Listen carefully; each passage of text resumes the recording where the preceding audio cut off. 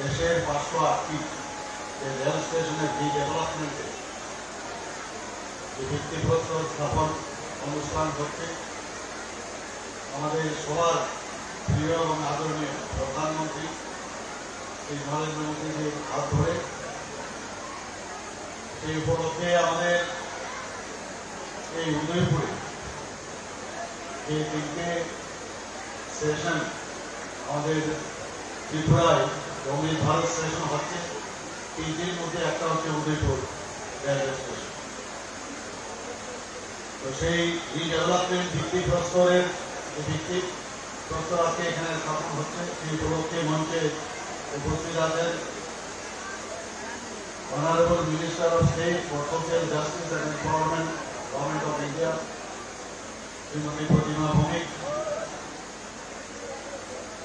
এই মাতাবাড়ি এলাকার সবার প্রিয় এবং আমাদের পবিত্র বিধানসভার বিধায়ক শ্রী অভিষেক দেবরায় মহোদয় উপস্থিত আছেন। আমাদের মাননীয় প্রধানমন্ত্রী বিক্রম বাহাদুর জামাতিয়াজি মঞ্চে আসীন আছেন।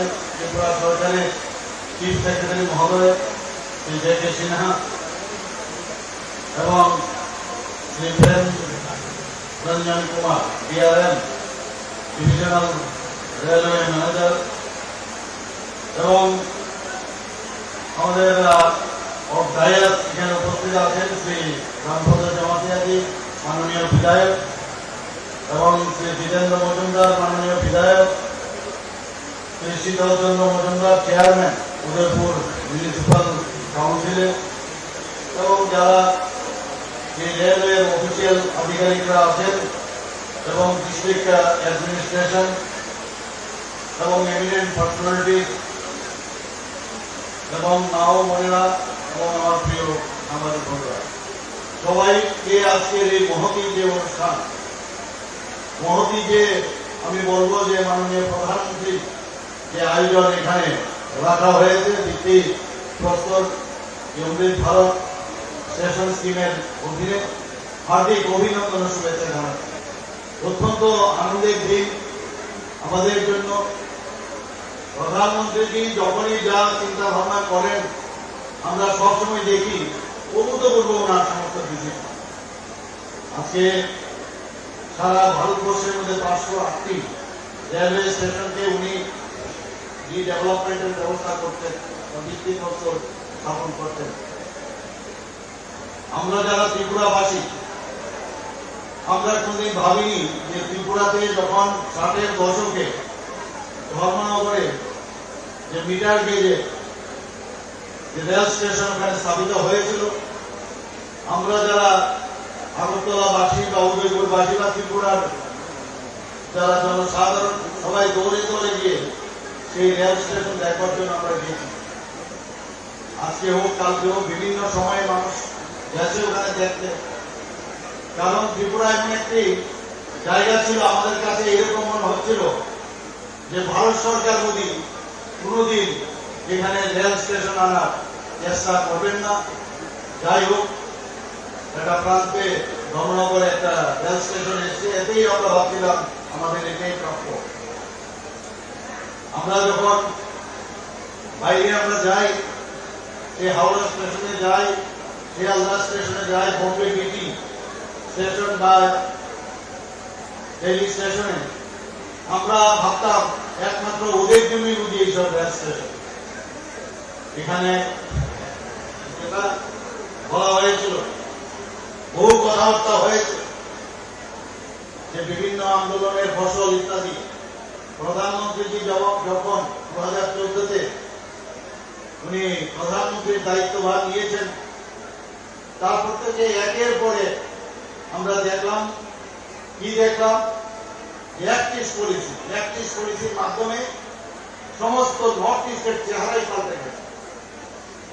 যখন আমি দেখেছি চিফ মিনিস্টারদের নর্থ ইস্টের যে কনক্লেভ হতো, সেখানে যখন আমি বসতাম, তো বিভিন্ন এই নর্থ ইস্টের যারা মুখ্যমন্ত্রী ওনারা বলতেন যে now we think that we are included মনে হচ্ছে যেন আমরা ইনক্লুডেড, আমরা দেশের সাথে। এরকম একটা অবস্থা হয়েছিল স্বাধীনতার পরবর্তী সময়ে।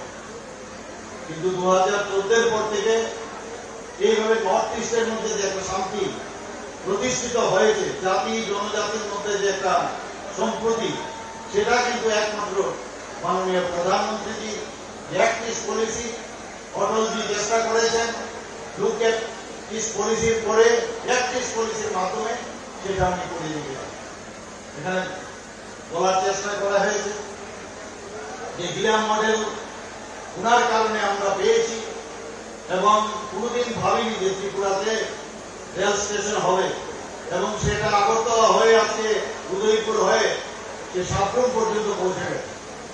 রেল স্টেশনের লিঙ্ক এখন আগরতলা থেকে বাংলাদেশে ইন্টারন্যাশনাল যে লিঙ্ক, সেটাও এখন এই বছরে সেটা শুরু হয়ে যাবে, যে যার মাধ্যমে মাত্র 10 ঘন্টায় আমরা কলকাতার মধ্যে পৌঁছে যাব। কোনোদিন আমরা এটা ভাবিনি। তো অত্যন্ত আনন্দের দিন আজকে। যে রেল স্টেশন তো হয়েছে, কিন্তু তারপরেও তার যে আধুনিকরণের যে চিন্তা ভাবনা, সেটা একমাত্র সম্ভব হয়েছে আমাদের আদরণীয় এবং যশস্বী প্রধানমন্ত্রী নরেন্দ্র মোদীর কারণে। আজকে সত্যি যখন এই খবরটা আমাদের কাছে আসলো, এবং শুধু এই 3টে যে রেলওয়ে স্টেশন তা নয়, এবং আমি নিশ্চিত যে 508টা যে রেলওয়ে স্টেশন উনি আধুনিকরণের চিন্তা ভাবনা করেছেন। ধীরে ধীরে সমস্ত ভারতবর্ষের সবকটা রেলওয়ে স্টেশন ওনার মার্গদর্শনে সেগুলো হবে। আপনারা শুনে খুশি হবেন যে 91টি রেল স্টেশন এখানে আমাদের সীমান্ত রেলওয়ে জোনের 91টি রেল স্টেশন উন্নয়নের জন্য এই প্রকল্পের অধীনে প্রায় 5,100 কোটি টাকা চিহ্নিত করা হয়েছে। এখানে ধর্মনগর, কুমারঘাট এবং এই উদয়পুর রেল স্টেশনে যে আধুনিকরণ হবে, তাতে যে অর্থ মঞ্জুর করা হয়েছে 96 কোটি 60 লক্ষ টাকা। শুধু তাই নয়, আমাদের যে আগরতলা রেল স্টেশনকে আধুনিক থেকে আরো আধুনিকরণের জন্য ওনার মার্গদর্শনে যে ব্যবস্থা রাখা হয়েছে, সেখানে প্রায় 235 কোটি 45 লক্ষ টাকা রাখা হয়েছে।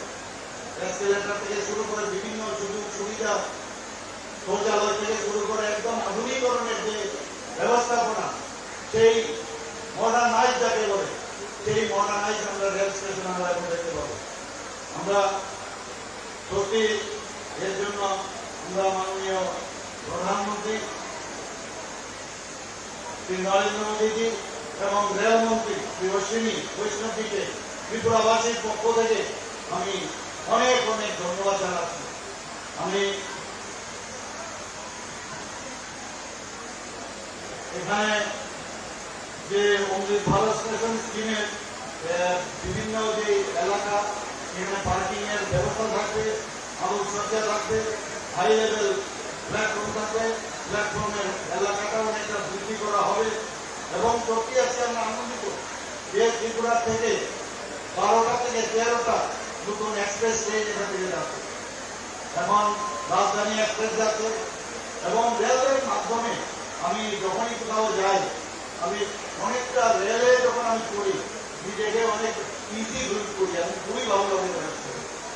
তো এর জন্য আমি এখানকার যারা মাতাবাড়ি এলাকার, উদয়পুর এলাকার সমস্ত যারা নাগরিকরা এখানে উপস্থিত আছেন, এখানে গুণীজনেরা যারাই উপস্থিত আছেন, আমি আপনাদেরকে বলবো যে আমাদের যে ডাবল ইঞ্জিনের সরকার প্রধানমন্ত্রীর নেতৃত্বে যে চলছে, এবং আমাদের ত্রিপুরার যে সরকার, যে আমরা বলি ডাবল ইঞ্জিনের সরকার, সত্যিকারের অর্থেই এটা কিন্তু আজকে সার্থক হয়েছে।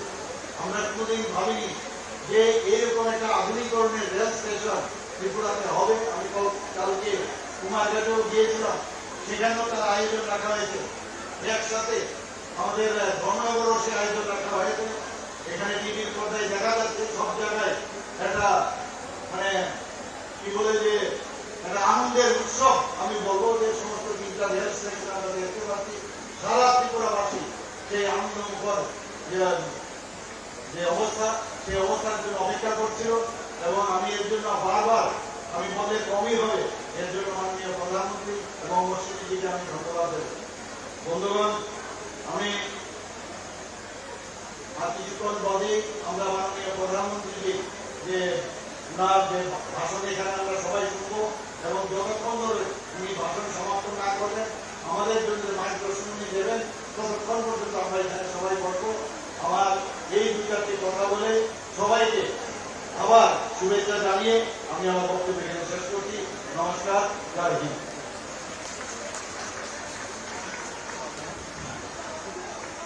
माननीय